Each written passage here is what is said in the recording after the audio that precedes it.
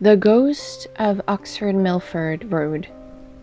When Brad Culp was a student at Miami University in Oxford, Ohio, there was a rumor that the town was one of the most haunted places in America. When Culp started an on-campus magazine, he couldn't wait to write about several of the area's most famous phantoms. Not long after his story published, though, he kept finding himself thinking about one ghost in particular. The ghost of Oxford Milford Road. As the story goes, many decades ago, probably sometime in the 1940s, there was a young man courting a young woman in a rural part of town. Because the woman's parents didn't approve of the match, each night he visited under the cover of darkness. After her parents went to bed, the young woman would sneak out of her farmhouse and flash the lights on her parents' car 3 times. Then, her young suitor would ride his motorcycle down the road. One night, he took the turn right before her house a little too sharp, said Culp. The motorcycle went one way and he went the other. His injuries were so severe that he did not survive. Rumor has it, however, that his love-struck ghost still haunts this stretch of Milford Road. Curious, Culp, his girlfriend, now his wife, and a friend decided to head out there one night to see if they could verify the tale. His girlfriend was worried she'd be completely freaked out. "She believes more in that stuff than I do," Culp said. But he was mostly concerned that his suspicions that none of this was actually true would be confirmed. On this particular night, as Culp passed the abandoned farm, an idea came to him, and he pitched it to his girlfriend. How could she not say yes? Though reluctant, she relented, and Culp turned a short way into the farmhouse driveway. He killed the engine and flashed his lights 3 times. No joke, there was a single headlight that appeared 3/4 of a mile down the road, Culp said. "You saw it start to come, going pretty slow. It kept coming and coming. My wife was freaking out. It was coming closer and closer." As a collision seemed imminent, Culp turned on his car's lights. He expected to see a kid on a bike, bailing out from his prank now that he'd been caught. "But there's nothing there. The light is just gone," he said. They got out of the car. They walked around, trying to figure out what it was they could have seen. "To this day, we still talk about it. I saw something I cannot explain," he said. If you get him and his wife around a campfire, they'll swear up and down that the story is true.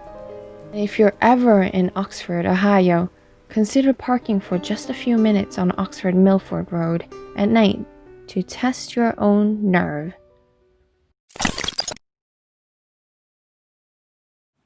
Was it people or was it aliens? Doug Averill grew up as one of the 8 boys on his parents' sprawling dude ranch, the Flathead Lake Lodge, in rural Montana. As a teen, the Averill boys ran wild. "We rode around as a little gang of cowboys," he remembers. They'd settle up and head off to check cattle on the 3 giant tracts of the land the family managed, which formed a triangle around some of the state's most remote rangelands. One summer in the 1960s, the brothers came across a ghastly sight. There on the ground were 3 dead cows neatly arranged in a circle. No obvious wounds were visible, but their reproductive organs had been removed. But there was never any blood. It was almost surgical removal, Averill remembers. During this decade, America was obsessed with aliens, and write-ups in the local newspapers posited that perhaps this was the work of extraterrestrials. People mused that aliens had taken the reproductive organs for testing. But one day, Averill and his friends came across a lance in their path. Attached to it was a cryptic note with a threatening message. "That's when we thought it's gonna be people doing this," he said. Then things got really strange. Over the next few days, a series of odd events unfolded. First, the brothers stopped in a local bar to grab a hamburger, leaving their horses in the back of a stock truck. The horses were packed in tightly and the Averills were only gone for a few minutes. When they came back, the horse, packed into the middle of a truck, was mysteriously out, with no signs of a struggle. "We had no idea how they possibly could have gotten that horse unloaded without unloading all the others," he says. The next day, a new wrangler on the ranch fell off his horse and was badly injured. They'd all been riding together, but not a single other member of the crew saw the accident. "It was the weirdest thing," Averill says. "The man's injuries were so severe that he was left permanently disabled. Finally, the last terrible thing happened. An old camp cook drove out to meet the brothers and ride for a day. When he arrived, the tailgate on his stock truck had somehow gone missing, even though it had been there when he loaded up. His horse, Betsy, had fallen out of the truck and been dragged behind the vehicle for who knows how long. They had put her down on the spot. To be honest, it just killed him to see what had happened to Betsy. We probably should have put him down too," remembers Averill. "Those 3 events were just boom, boom, boom. 3 things in a row that were just so weird all tied together because they were right after we saw that spear," he remembers. 3 things, like the 3 dead cows left in a circle. Averill used to tell the stories from that summer around the campfire quite a lot. But over the years, he's gotten new stories, and so they've been shifted out of rotation.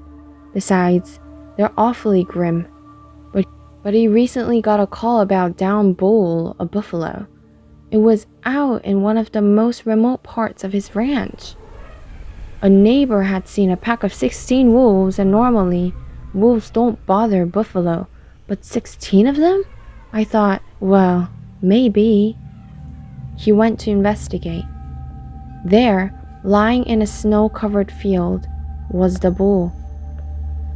But there were no bullet holes or teeth marks or gashes on its corpse. Even strangers, scavenging animals and birds, hadn't touched it. Not even the buzzards, which is really unusual, he says.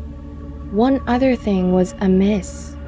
Its reproductive organs were gone, and there wasn't a single footprint in the snow around it, or anywhere along the mile-long walk into the ranch from the nearest road. Ask Averill whether he thinks he's dealing with aliens or humans, and he'll tell you he's pretty sure it's humans. But I'd rather it was aliens, he adds. After that summer back in the 60s, seeing what humans were capable of, he'd pick aliens any day.